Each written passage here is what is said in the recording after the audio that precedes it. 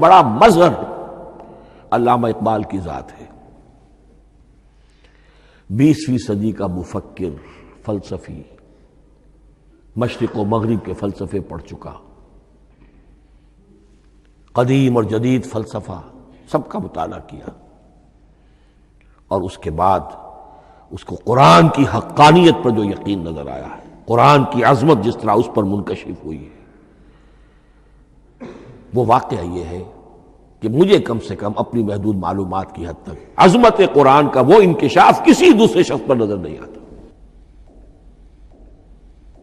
انہوں نے جس طریقے سے مرثیے کہے ہیں کہ مسلمان قوم نے کس طرح قرآن کو چھوڑا ہوا ہے، واعظ ہے تو قرآن سے نہیں کہیں اور سے، تربیت اور تزکیہ نفس ہے تو اس کا تعلق قرآن سے نہیں، وہ بھی کچھ اور مستعار چیزیں ادھر سے ادھر سے لے لی ہیں، فلسفے ہیں تو کہیں اور سے لے لیے ہیں، قرآن سے حکمت جو ہے وہ اخذ نہیں کی گئی ہے۔ کیسے کیسے انہوں نے عظمت قرآن کا جو انکشاف ان پر ہوا اس کی تعبیر کی ہے۔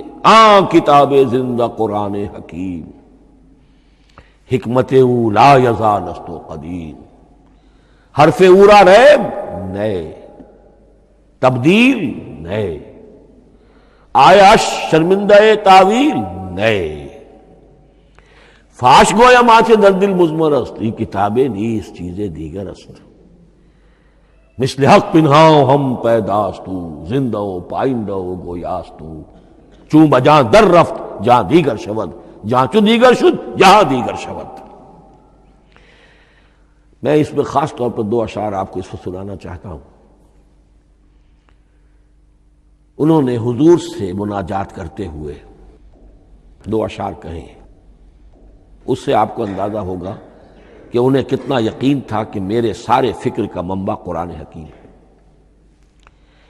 کہتے ہیں در دلم آئینہ بے جوہر است،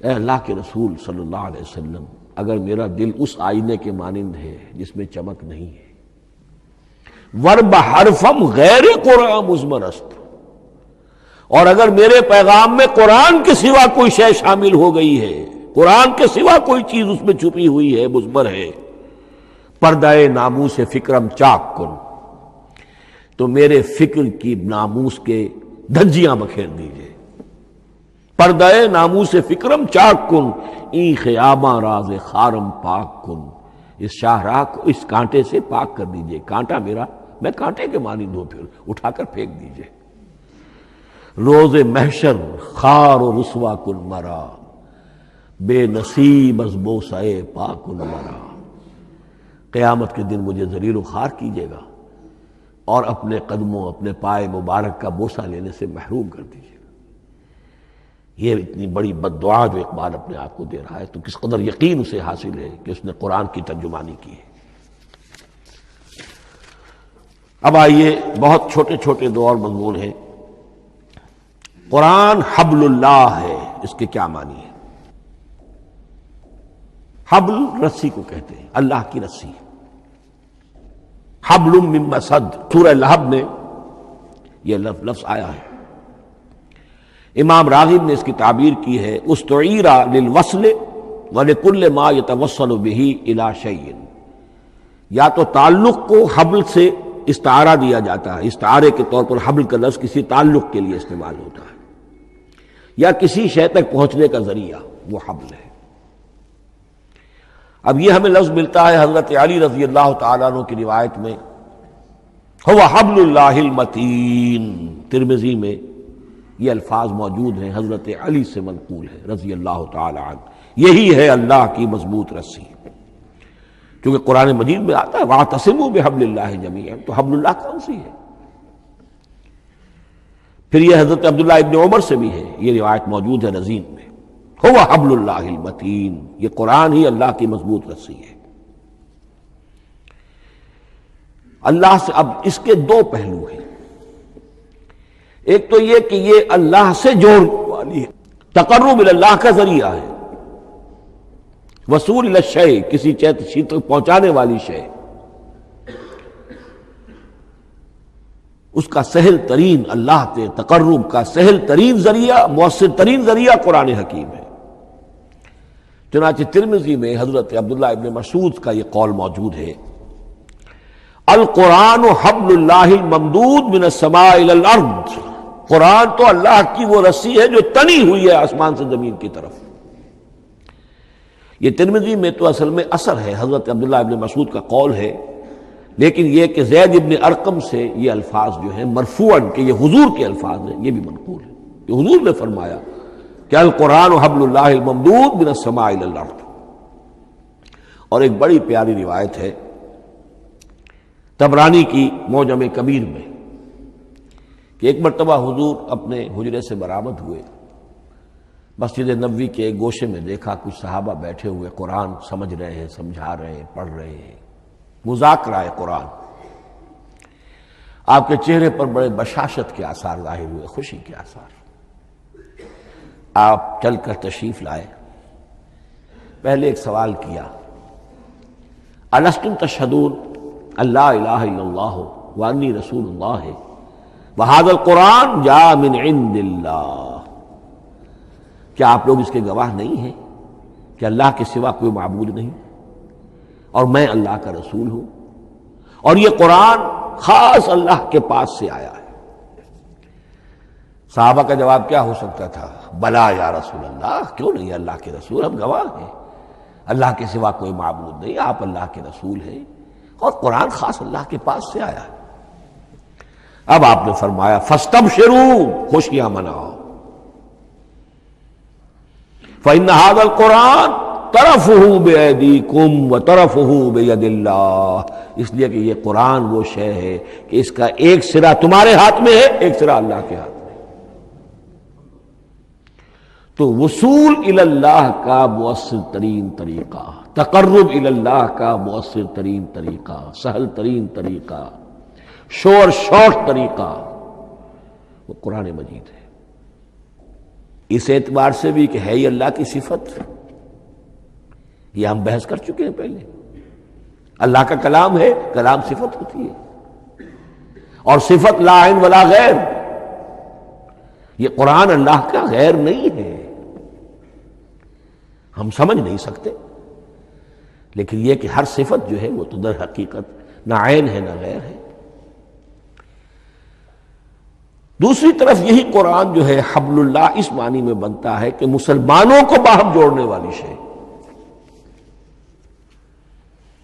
وَاعْتَصِمُوا بِحَبْلِ اللَّهِ جَمِيعًا وَلَا تَفَرَّقُوا، حبل اللہ کو مضبوطی کے ساتھ تھام لو، سب کے سب جمع ہو کر، یہ تمہیں تفرقے سے بچانے والی شے ہے۔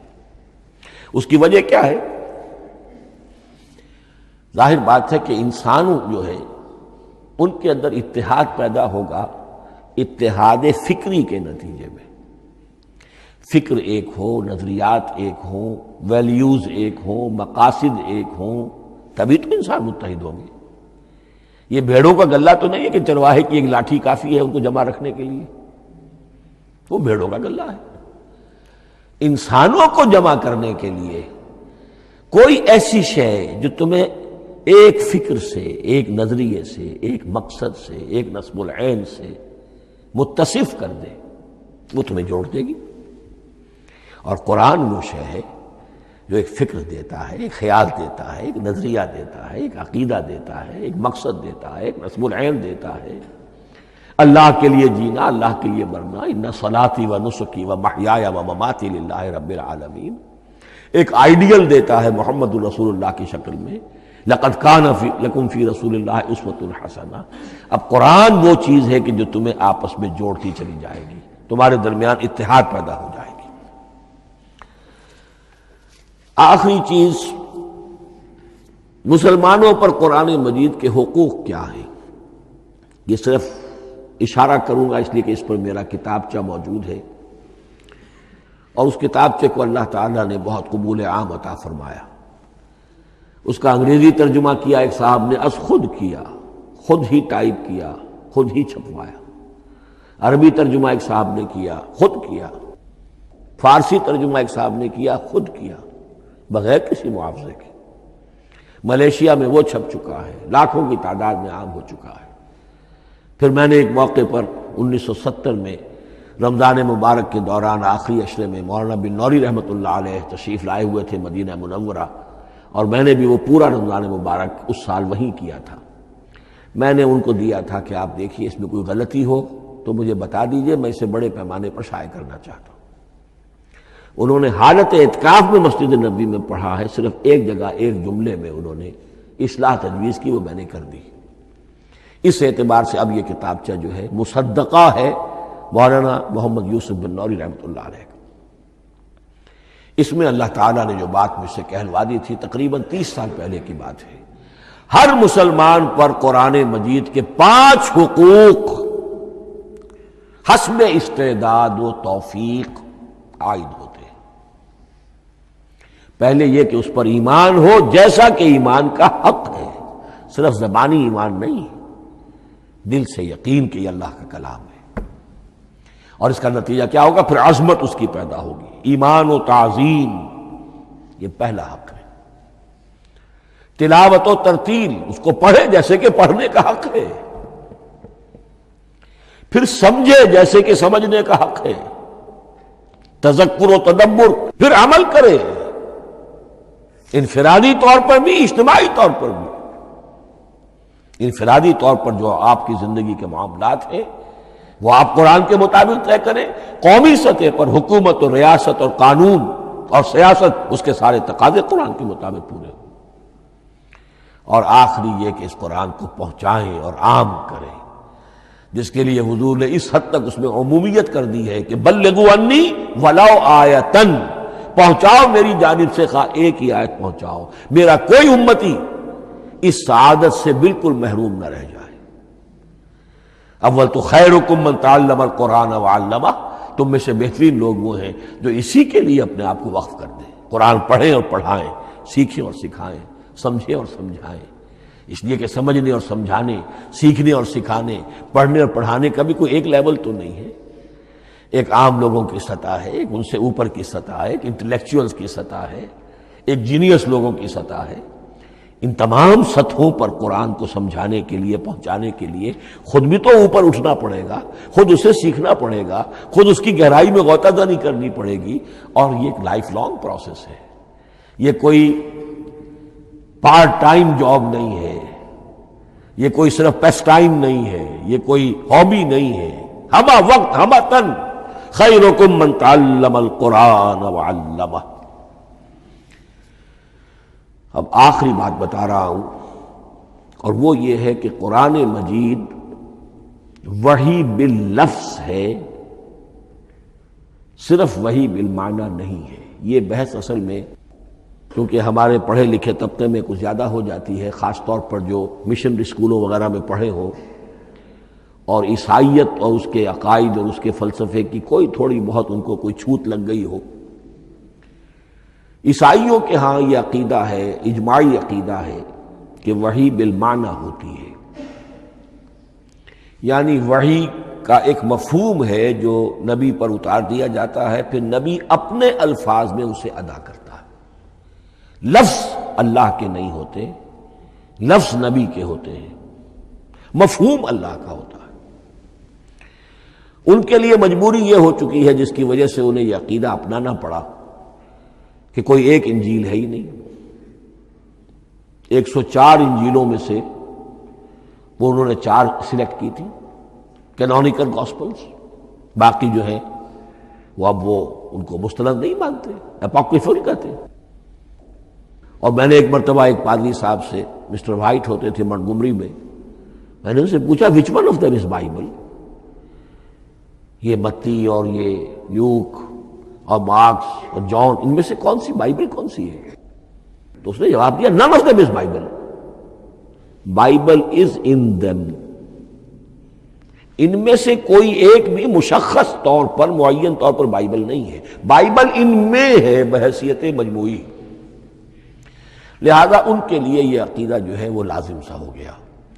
ہمارے ہاں بھی بعض فلاسفہ نے اس قسم کی باتیں کی ہے کہ جن سے یہ دھوکہ لگتا ہے، لیکن میں خاص طور پہ چونکہ علامہ اقبال کا تذکرہ میں نے آج کیا ہے، اسی حوالے سے میں ان کا ایک واقعہ بیان کرنا چاہتا ہوں۔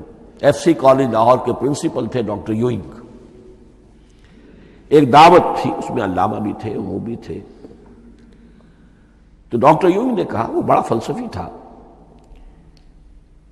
کہ ڈاکٹر اقبال ہم نے سنا ہے کہ آپ بھی وحی باللفظ کے قائل ہیں، آپ جیسا پڑھا لکھا شخص، عالم دانا. علامہ اقبال نے فرمایا جی ہاں، اور مجھے تو اس کا ذاتی تجربہ ہے. مجھ پر تو جو شعر نازل ہوتے ہیں وہ الفاظ میں ڈھلے ہوئے ہوتے ہیں، میں ان میں تبدیلی کرنا چاہوں تو نہیں کر سکتا. تو اگرچہ اس سوال اس جواب کو ہم کہیں گے کہ یہ الاجوبۃ المسکتہ، مسکت چپ کر دینے والا جواب تھا کہ جو علامہ اقبال نے دیا، لیکن ذہن میں رکھیے یہ کہ جو وحی باللفظ ہے وہ ختم ہو چکی محمد رسول اللہ صلی اللہ علیہ وسلم پر. وحی رسالت وحی باللفظ ہے، وہ ختم ہو چکی. البتہ الہام، کشف، رویا، القاء، یہ وحی بالمعنی ہے. یہ کوئی ایک شے ہے جو دل میں ڈال دی جاتی ہے. اس کے دروازے آج بھی کھلے ہوئے ہیں. اور یہ جان لیجئے قرآن مجید کی حقانیت کا جو اصل ثبوت ہے وہ یہ ہے کہ آپ اسے اپنے باطن کے اندر محسوس کریں. یہ جو باطنی تجربہ علامہ اقبال نے کہا ہے کہ انسان اپنے باطن میں محسوس کرے کہ ہاں یہ بات ہے، ٹھیک ہے. اس کے لیے کہ علامہ ابن قیم رحمۃ اللہ علیہ کا قول ایسا ہے، بڑا پیارا قول ہے. قرآن کے کچھ پڑھنے والے ایسے ہیں جب قرآن کو پڑھتے ہیں تو یوں محسوس کرتے ہیں کہ ہم مصحف سے نہیں پڑھ رہے، لوح قلب سے پڑھ رہے ہیں، ہمارے دل پر لکھا ہوا قرآن موجود ہے. یعنی ہماری فطرت، ہمارے اندر کی کوئی حقیقت ہے جو سرٹیفائی کر رہی ہے، توثیق کر رہی ہے، اٹیسٹ کر رہی ہے کہ ہاں یہ ٹھیک ہے. اور اس کی وجہ کیا ہے؟ ہماری روح اور اس قرآن کا منبع وہ ایک ہی ہے، وہ ذات باری تعالی ہے. یہ کلام اللہ ہے اور ہماری روح امر اللہ. یسألونک عن الروح